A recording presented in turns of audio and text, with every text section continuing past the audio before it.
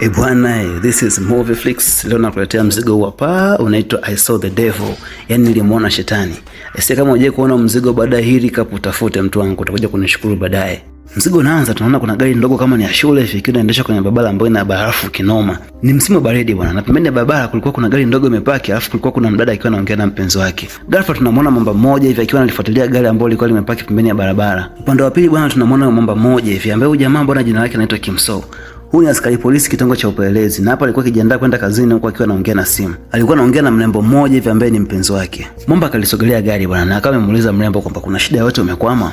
Mrembo akamwambia kwamba nimekwama, ila nishawapigia watu wa kunyanyua magari wako njiani wanakuja. Chiza akamwambia kwamba haina haja hata. Naweza nikakusaidia tu hapa. Naona gari lako limekwama kidogo. Akawa anaongea huko anaelekea nyuma ya gari. Bibie bwana akampigia mpenzi wake na akamwambia kwamba subiri kidogo, kuna jamaa hapa simuelewi, amesema anaweza kunisaidia. Mamba akamjibu kwamba kwa makini usiku, asije akakudhuru ise. Yule jamaa bwana akawa amerudi na akamwambia mrembo kwamba nimegundua shida gari yako na naweza nikakusaidia. Mrembo akasema kwamba asante, ila nasubiri tu msaada unakuja. Basi bwana jamaa akabidi aondoke na kuelekea kwenye gari lake. Bidada akawa amebaki pale kwa hofu kinoma kwa sababu hamuelewi mchizi. Ghafla bwana mshikaji akawa amerudi na nyundo na akaanza kupasua kioo cha gari pale na kumshambulia bidada kwa nyundo. Oya sio poa mtu wangu, yani mwamba ni anabonda kinoma yani. Sasa baada ya hapo bwana jamaa akaanza kumburuza kisha akampeleka kwenye chumba fulani hivi. Bibi akawa anamwambia kwamba kwa nini unanifanyia hivi, lakini mchizi haelewi. Huyu jamaa ni hatari, yani ana zana zake hapo za kazi sio poa. Yani ana visu, mapanga, kila kitu. Sasa huyu jamaa bwana jina lake anaitwa Kimchoi. Na jamaa shughuli zake ndio hizo hapa za kuteka watu, hasa watoto na wadada kisha anawaua kwa kuwakatakata viungo vyao. Basi bwana jamaa akawa anamkata yule demu pale sio poa, yani mchizi ni katili kinoma. Baadaye kidogo tunaona polisi wakiwa wanamtafuta mtu aliyepotea mita hiyo. Sasa baba yule binti naye akawa amefika mita hiyo na akawa anauliza kwamba mwanangu yuko wapi jamani? Mzee tulia, si hapa tunahangaika kumtafuta. Jamaa wetu Kimso naye akawa amefika mita hiyo na jamaa alihuzunika sana kwa sababu aliyemuua ni mpenzi wake. Sasa baada ya lile tukio bwana mchezo wetu Kimso ikabidi aombe ruhusa kama za wiki 2 hivi pale ofisini kwake ili aweze kupumzika. Hizo wiki 2 jamaa kaziomba makusudi ili aweze kumtafuta muuaji na ofisi kama imemkubalia bwana. Sasa baadaye kidogo bwana tunamuona mshikaji akiwa anapewa traka na rafiki yake ambaye pia ni ofisa polisi kama yeye. Na lengo kuu ilikuwa ni kwamba jamaa anze kazi ya kumsaka huyo muuaji. Yaani unaambiwa mchizi ni ameingia cha kike kwa babake. Jamaa akarudi ofisini na akawa amechukua taarifa za baadhi ya watu ambao huwa wanahisiwa kuhusika na matukio ya mauaji kama hayo. Jamaa akachukua picha zao zote kisha akawa amesepa. Jamaa akaanza kudili na mmoja baada ya mwingine mpaka akawa amebakiza picha za watu wawili tu. Kufuatilia hivi jamaa akawa amekuta pete mpenzi wake na ilikuwa kwenye jumba bovu ambalo ndo mpenzi wake alikuwa ameuliwa hapo. Yaani mchizi alivyoona hivi alihuzunika kinoma yani sio poa. Kwa upande mwingine bwana tunamwona jamaa wako Kimchoi. Yaani anaendelea na matukio yake kama kawaida. Leo bwana akawa amepandisha kikundi fulani hivi cha dada akiwa anawapeleka mahala. Sasa wakiwa safarini mchizi alikuwa anamlia target dada mmoja hivi ambaye alikuwa anasinzia kwenye gari. Majira ya usiku tunaona mchizi akashamteka bibia na akamfikia shimoni. Binti akawa anapiga makelele kinoma kuomba msaada pale. Baadaye kidogo sasa mchizi akahisi kama kuna mtu anamfuatilia hivi. Ikabidi atoke nje. Kwa mbali akamwona jamaa yetu Kimso. Akawa anamuuliza kwamba wewe ni polisi au unafuata nini huku? Unataka kufa sio? Mchizi akamwangalia kwa hasira kinoma. Jamaa akawa anasema kwamba wewe kichwa ngumu sio? Ngoja nikuonyeshe sasa. Mchizi akawa anamfuata mwanetu akawa ameshikilia mundu mkononi. Sio poa. Yaani zilipigwa ngumi za kwenda mita hiyo. Mchizi naye sio mnyonge. Yaani jamani alibondwa kinoma.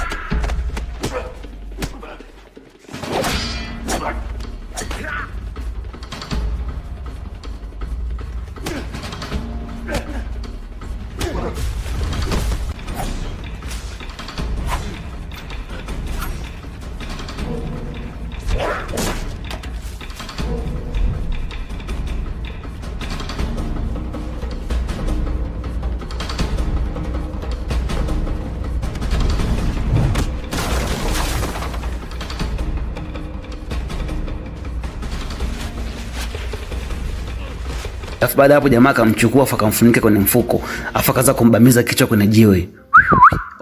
Sio poa bwanetu. Yaani leo jamaa kaingia uchi kwenye gereza la wadada. Sasa baada ya kumtoa ngabo na jamaa ikabidi ammezeshe traka ili ajue kwamba jamaa huwa anaelekea wapi. Alafu jamaa hivyo mshenzi sasa unaambiwa ikabidi amwachie hadi kiasi cha hela ili aende kujitibia. Ni hatari. Jamaa kana jiuliza, kwani huyu mwamba ni nani huku analia? Sasa jamaa baada ya kutoka pale akawa anatembea barabarani ikabidi asimamishe gari ili aweze kupanda. Basi gari likasimama pale na kumbeba. Sasa wakiwa wako safarini wale jamaa waliompa lift wakaanza kumletea za kuleta.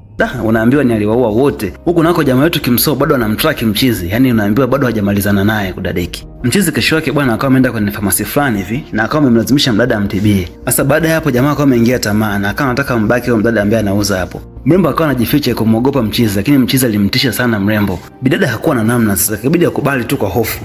Sasa wakati mchizi anamnyonya mashine bwana, mwanetu Kimsosi akawa ametokea pale. Akamwambia "Nee boy, kumbe bado hujabadilika tu." Akamtwanga pale na akawa amezima moto mtu wangu. Akaanza kumpelekea za uso pale, sio poa. Oya, nikipigo tu mtu wangu. Yaani jamaa anapiga makelele tu. Yaani unajua mwamba ni katili, lakini wale kutana naye ni anajuta. Mchizi akamtoboa miguu pale, yani ni hatari. Sasa alipomaliza pale akawa amemtibia, akamwacha pale pale jamaa akiwa anapiga makelele yake tu. Sasa hapa mchizi akawa anajiuliza kwamba kwani huyu jamaa ananipateje? Yaani kila sehemu nayoenda yupo. Akaanza kujiuliza kwamba hapa lazima kutakuwa kuna track ambayo ameniwekea. Akaanza kujipapasa mwili mzima lakini hakuna kitu. Akacheka hadi kwenye gari kule chini lakini hakuna kitu mzee. Akaamua kwenda kwa jamaa yake fulani hivi ambaye mnaye huwa anahusika kwenye issue za kufanya mauaji ya kikatili. Mwanetu Kimso bwana akatokea huko mtu wangu. Uweze amini akawatembezea kichapo cha maana unaambiwa. Yaani jamani ana show za kibabe sana. Alafu alipomaliza kama kawaida akamchukua mwalifu wake afa akampeleka hospitali ili aweze kutibiwa. Yaani huyu jamaa ni kweli amekutana na shetani. Wakati akiwa hospitali bwana, jamaa akawa anabonga na rafiki yake. Rafiki yake bwana akawa anamshauri mchizi kwamba ampeleke jamaa kituoni ili sheria iweze kuchukua mkondo wake. Yule jamaa akamwambia kwamba tulia mtu wangu. Yaani mchezo ndo kwanza tuko episode ya kwanza mazee. Pembeni tunamwona yule jamaa akiwa amelazwa kwenye kitanda. Kumbe alikuwa akiwasikiliza tu wakati wanaongea kuhusu ile tracker. Jamaa alipomchungulia hivi akajifanya kama vile bado amepoteza fahamu. Baadaye kidogo tunamwona mchizi ameshatoroka hospitali. Sasa akiwa anajikokota ndo akapata kumbukumbu kwamba ile tracker inayomuonyesha mahali alipo kumbe alimezeshwa bwana. Kwa hiyo yani niko tumboni ni noma sana yani. Basi akaanza kucheka sana pale, alafu na fasta kabidi atafute mahali ambapo wanauza dawa za kuharisha na akaenda chooni kuitoa ile tracker bwana. Jamaa alipogundua tu kwamba tracker yake imeshatolewa, basi kabidi awahi ile sehemu ya mwisho ambapo tracker ilisoma ili asimpoteze mchizi. Baada ya kuwa amemkosa, basi kabidi arudi mpaka hospitali kwa yule mwenzake ambaye amelazwa ili aweze kupata maelekezo ya kwamba jamaa anapatikana wapi. Jamaa akaanza kumletea madharau na mchizi akamtwanga kinoma yule jamaa, afa akatemka zake. Huku nako bwana tunamwona mchizi akiwa ndani ya gari. Sasa sijui anaelekea wapi bwana. Kumbe jamaa bwana alikuwa anaelekea nyumbani kwa babake na yule demu wa mwanetu Kimso. Alipofika hivi asi alikiwasha kinoma yani, akaua mzee, akaua mke wake, afu jamaa akawa amesepa. Yule jamaa kufika tu hivi akawa amekuta maiti tu. Ni alilia kinoma ise. Baadaye kidogo sasa tunamwona mchizi akiwa yuko ndani ya chumba baada ya kufanya mauaji, huko ameshikilia kisu chake. Akaamua tu kuwapigia simu polisi na akawaeleza kila kitu wapi atakuwepo ili waje kumkamata. Akaingia mtaani akiwa amejaa damu kinoma yani. Sasa yeye lengo lake ilikuwa ni kwamba ajisalimishe mbele ya polisi ili waweze kumkamata. Kimso akaona usinitanie wewe, akampitia pale na kumbeba kwenye gari yake. Yaani jamaa anataka akamalizane naye yeye na sio polisi kudadeki. Mchizi akamchukua na akampeleka kule kwenye ile jumba bovu ambalo mchumba wake alikuwa ameuliwa. Jamaa akawa anacheka tu na baada ya hapo bwana mchizi alimtwanga kinoma yani. Alimtoboa ile mbaya, afu akamwambia kwamba yani hii siku utaikumbuka unakokwenda. Eneko unakoenda utakumbuka kabisa kwamba ulimuona shetani live bila chenga kwa babake. Mchizi huwa ni katili sana lakini leo nikatepeta kinoma yani. Jamaa kama amefunga mchizi vizuri, tunakaa ametega mtego yani kiasi cha kwamba mtu akifika tu mlangoni akafungua mlango, basi jamaa anakata kichwa pale pale na shoka ambalo lishategeshwa. Yaani jamaa kaamua kumfanyia unyama wa kudadeki sio poa ise. Yaani kifupi ni kwamba jamaa hana msaada wowote ule. Alafu mwanetu ndo huyo anasepa mdogo akijua kwamba kazi ameshaimaliza. Kumbe mchizi ana familia bwana. Sasa wakati familia yake inakuja, mwanae na wazazi wake, mchizi akawa anapiga kelele kwa miguu na kwamba wasifungue mlango. Ila hawakumuelewa kabisa na wakafungua mlango. Na hapo kudadeki, kichwa hicho kikawa kimekatwa mzee. Yaani hii ni hatari kinoma yani. Yani narudia tena, yani kama hiki kigongo hujakiona bado, fanya kabisa ukitafute. Na huo ndo unakuwa mwisho wa mzigo wetu mkali kabisa ambao unaitwa I Saw the Devil. Yani nimemuona shetani. Usisahau kusubscribe, kulike na kucomment ili wewe mwanafamilia wa Movie Flix na uweze kupata story kali kama hizi hapa. This is Movie Flix again. Bye bye.